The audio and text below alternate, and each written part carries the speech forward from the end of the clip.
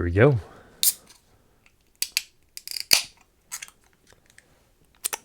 Matthew, everyday audiophile, music lover, and 2 days ago, attendee at a private music show. And that's what I want to talk about today. Actually, I want to talk about that and component budgeting within your system. I think those are two topics that we can talk about today. Today is the Manhattan Project Cold War Cold IPA. As far as I know, a cold IPA is just, it's like a West Coast IPA that's a little bit cleaner and a little bit more crispy than a lager. And it definitely holds up to that. This is a nice sessionable IPA. That's not what we're here for, though. So, on Saturday, Scott Walker Audio in Keller hosted a private listening session for the audio group that I'm a part of. And on Sunday, it was open to the public. But on Saturday, it was just us. And I have here, they give this sheet of paper out. It's a list of all the components that were in these systems. And I'm going to label these systems as I see it, which is expensive, expensiver, and expensivist. And it'll make sense in just a sec as I go through these. And I'm going to post pictures here in the video, edit it. We're going to talk about it. And then we're going to talk about system budgeting. Because in my opinion, a good system, and this is a really wide-ranging rule of thumb, you should budget a certain percentage. Let's say you have $10,000. Maybe 50% of it goes to the speakers. And as that budget increases, these percentages change. And that's what I want to talk about. But let's get started.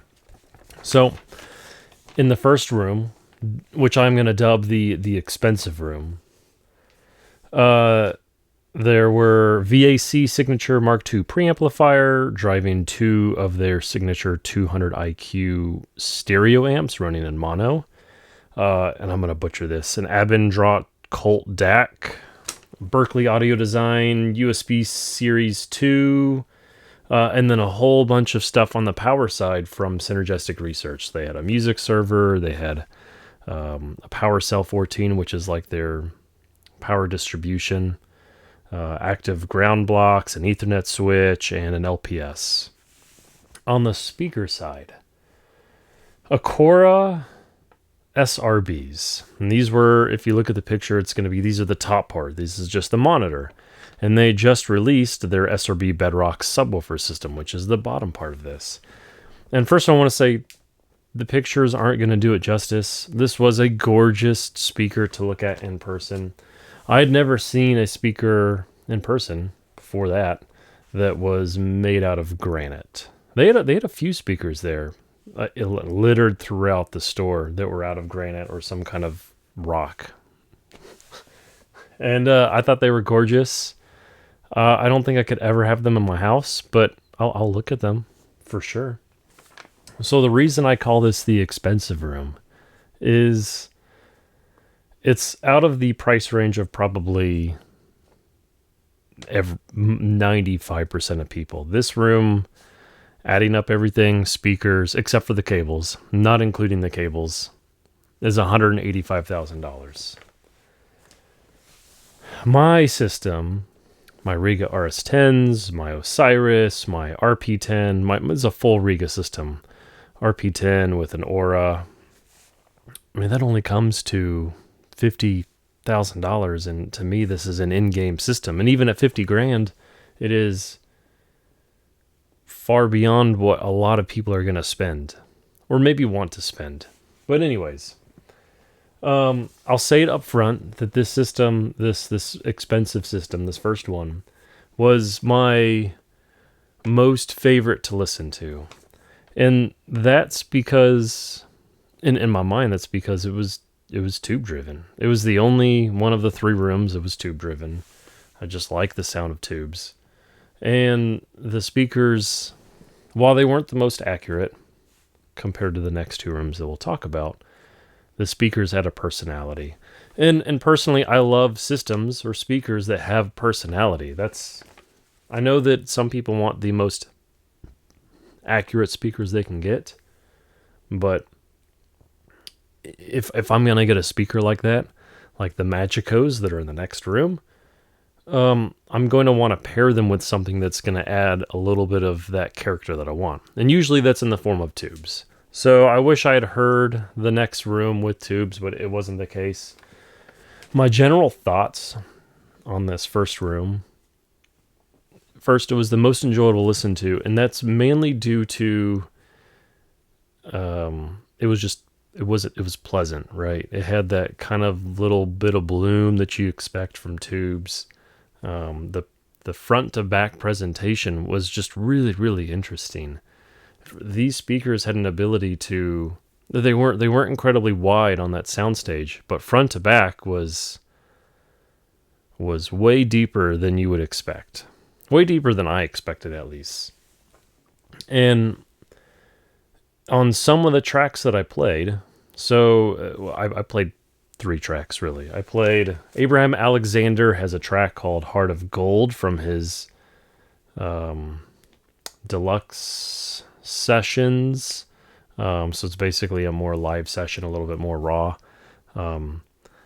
The front to back soundstaging on the speakers was so extreme that it made it sound like someone else was playing the guitar behind him, even though that I know that's not the case. When I listen to it on 5 or 6 other systems by now, it sounds like he's playing the guitar. But on these Acora, it was different. So it was interesting to hear that, okay, he's front and center with the vocals, and there's someone behind him playing the guitar. It was weird, it was interesting, and it still kept me engaged. It's just something I wasn't expecting. The second track that I play is usually Doug Burr, who is an artist local here in Denton. He has his third album, The Shawl. He has a song called The Righteous Will Rejoice. Now, don't go listening to it thinking, oh, he only does religious music. That's just what this album happens to be. But the entire album was recorded in an abandoned church. So when I'm listening to it, I'm listening for the space, because you can hear it in the recording. You can hear as he's singing and the drums, you can hear just how big the space is. And the Acora, just like before, there was great front to back. There was nothing that was unexpected. I was just impressed with how deep it was front to back. Bass wasn't overly tuned or under-tuned. It was about right. I think for the size of the room, it was a good system. But let's move on to the Expensivist system. This one was my second favorite room. Well, maybe my third favorite. I don't know. I haven't decided yet, even a couple days after. So on the amp side, we actually had an integrated amp from Vitus Audio. This was my first time hearing Vitus. Their SIA030 integrated. Ideon Audio also we had their DAC, so it was their Epsilon DAC, their Time Signature 5 reclocker, and their Absolute Stream music server. That whole 3 components there is $100,000 combined. And then Synergistic Research, basically the whole stack again. Their LPS, their power cell, their power cables for that. On the speakers was the Magico S5, their 2024 version, so the brand new version that was $74,000. And then the cables were all Synergistic Research, but again, I didn't include that in the price. That brought this system total to $255,000, or $256,000 if we want to round up. This was, maybe it was my least favorite system. And it's unfortunate because I hear such great things about Magico, and they were so detailed when I played those 2 tracks, so the Abraham Alexander and the Doug Burr on this one. The imaging was exactly as I expected it to be. Okay, Abraham was playing his guitar. The guitar was slightly in front of him, right? Because you hold a guitar against your chest. And Doug Burr at the very end of that track, you can hear there's a chorus at the end of it. You can hear someone taking a step down and taking a step back up at the very end. It's so faint, and a speaker kind of glosses over it or emphasizes it. And that's really what I'm listening for at the end, in addition to all of that space. And Magicos did great here. By far one of the better speakers that I've ever heard. But I think the problem with the Vitus and the DAC, I mean, they're all components that I'd never heard before. Same with these specific Magico speakers. It aired on the side of analytical for me. Just too analytical to enjoy. At least with the Acora speakers, my foot was tapping and I closed my eyes and I was just smiling because it was an enjoyable experience. The Magicos, I was kind of left there just having to focus on what the music was. So it didn't give me that same toe tapping sensation, and I don't blame the speakers for that. I don't blame the Vitus for it. It just, for me, it probably wasn't the right combination. I would have liked to hear. They also had the Vitus stereo amp and the preamp there. They just weren't turned on. I would have loved to hear like the VAC preamp, so 2 preamp with the Vitus stereo amp. I think that would have been a better combination, personally. Or just some kind of 2 preamp. Give it a little bit of character. The nice thing about those Magico speakers is that they have such great dispersion characteristics that even though the room, I thought they were on the large size for that room, even though they're on that large size and there wasn't a whole lot of treatment, they still sounded great. The reflections weren't too bad. It was well controlled. My ears didn't bleed. But that was still my least favorite. Still great. Don't mind you. Like when I say least favorite, still, I would love to own that system someday. bring it home, but least favorite. Then we go on to the Expensivist system. And this was the reference room, as it says here on the sheet of paper.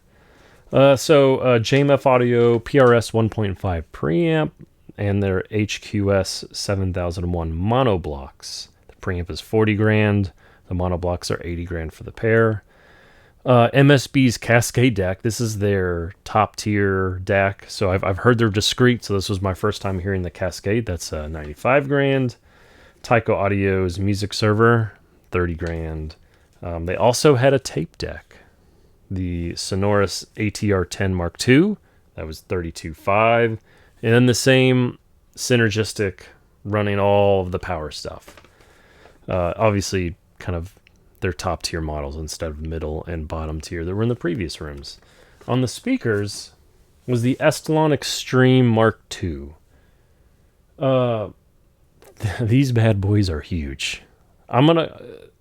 Huge in price and huge in size. At least you get what you pay for, because these must have been 8-foot tall speakers. They are $270,000 or $269,000 as it says on this sheet. And they were my favorite speaker to listen to as far as musicality. They had that in spades, but they were too large for the room when listening through the MSB DAC. And it's really unfortunate because I don't know if I have any pictures. If I do, I'll post it here. You have the speakers. They had treatment in the back corners. They have tube traps. And then they had treatments on the first reflections for that speaker on that side, right? So if I do the mirror test, it's the one that's closest to the left speaker and the one that's closest to the right speaker, those first reflection points. And they had some behind us. So very basic reflections for how big the speaker is in such a small room. And I think they knew that. They did the best they could. What I would have done in addition to that is that first reflection coming from the opposite speaker onto that wall. So the right speaker going to the left wall, coming back to me, and the same for the other speaker. This room with the MSB, as musical as it still sounded, it suffered pretty heavily from reflections in a negative way. And I think it hurt the overall performance of the system. It's why the Acora being such a smaller speaker in the cheapest system, to me it was my favorite because it just had everything and it wasn't overpowering that room. The Estelon, on the other hand, was just monstrous. It had great bass output, but because of all those reflections, it kind of messed a little bit more with the imaging than I would have liked. But that's just, the Magico had better imaging than this purely because of, I think, just the size of the room compared to the size of the speaker. Now, that said, when Scott of Scott Walker Audio put on tape, it completely changed the system. It went from something that was too big for the room to something that was just sounded great. I imagine regardless of the room size, and I kind of feel like that's how they tuned the room, even if they didn't admit it, was that it was tuned for tape. And if you haven't heard, this was my first time hearing tape, and the Joey, the guy that leads the group, he has asked me to get into tape now for a long time, and I just haven't because of cost and because I'd never heard it. Well, this was my first time hearing it, and I have to say, if I ever decide that $400 an album is worth it, I'll definitely move to tape. Yeah, Estelon on tape, wonderful. The bass was great. The mids weren't more present than they were with the MSB. And again, I don't blame the MSB for it because I've heard the discrete with the with Rockport AV speakers, and it's wonderful there. So I just imagine even more of that MSB is going to be wonderful. It just needs a speaker that's in a properly treated room. And I think that's where the middle and the top tier systems fell short, was just room treatment. And I know I'm going to get some flack back from some of my colleagues on the audio side that say it was enough, but for me it's not. I mean, look at my room. I have the 3 panels here. I have bass traps in the corner. I have panels all the way up along the long side, the sides, and then I have bass traps in the front as well behind the Rigas. And I have to because this is a small room, but it's all about that balance, right? If I had tiny speakers in here, I could probably get away with less treatment.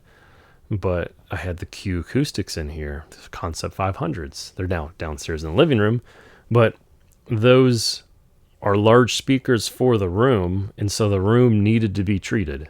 Same thing with these Rigas. These are large speakers for the room, needs to be treated.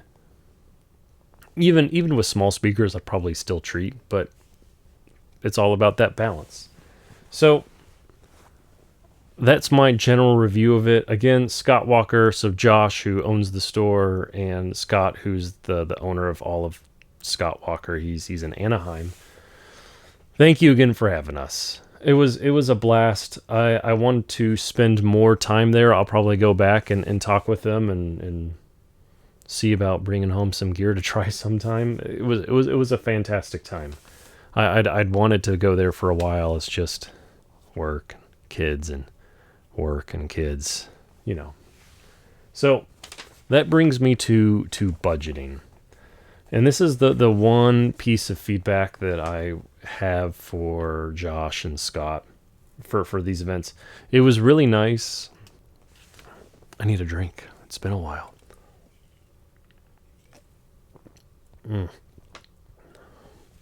It was really nice seeing these expensive systems, but $185,000 without cables is out of the realm of possibility for most people.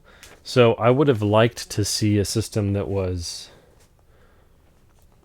just throwing numbers out here. 50 grand.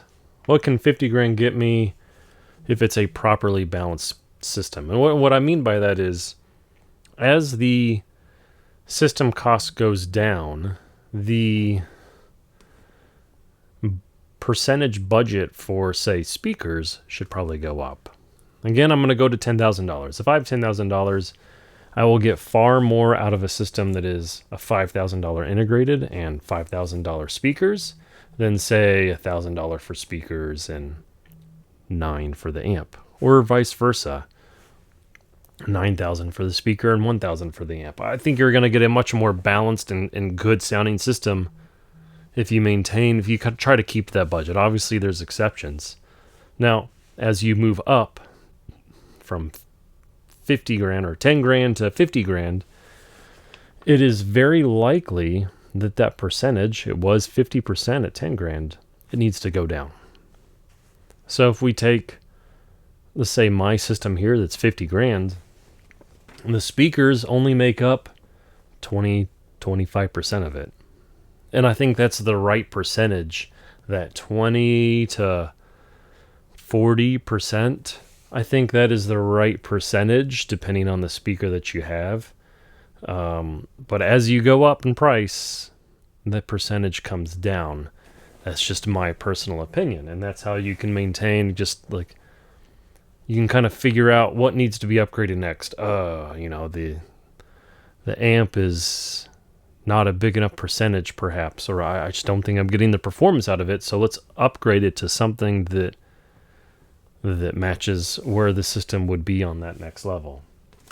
So if we look at this, the first system, the speakers made up 20.5% of the total price. It's $38,000. Versus $147,000 for all the components. Again, paying retail. If we move on to the Expensivist Room, this is the Magico room. The speakers are $74,500. That's 29% of the total system cost. If I'm looking purely at total system cost, this one was the most balanced, in my opinion, for what you're getting on the amp, the amplification side, and then the speakers. This one is the most balanced. So 74.5, and then all the components are 181K. And then going up to the reference system, the speakers are 46%. We're kind of going in the opposite direction. So 269,000, where the rest of the components are 308,000. I don't, it's probably fine because everything in here is of super high quality. If I were to say, it should only be 20%, you're probably looking at over $1.5 million in the cost of the rest of the system. But keep in mind, and I hate admitting this, that does include cables. I have slowly been turning into not a cable snob, but realizing that they do have a place in the budget. Though for me, that budget is still really small. If I have 50 grand, I'm not spending 10 grand of it on cables. I'm going to spend 1 to 5 grand of it on cables. Preferably lower, but finding that right balance. I'm currently trying some cables that I borrowed from James. I'll talk about them at some point. Probably at the same time that I review the Holo Audio Red. That should be the next one. I did intend for this video to be that, but I got distracted, and it's taken some time to gather my thoughts on all of the outputs as it goes to the live and as it goes to the Audio S5, the performance of those outputs. It is performed well across the board, but there have been slight differences, and I want to touch on those in the next video. But we're going on 24 minutes now. Taken up enough of your time. So until next time, I'll see you later.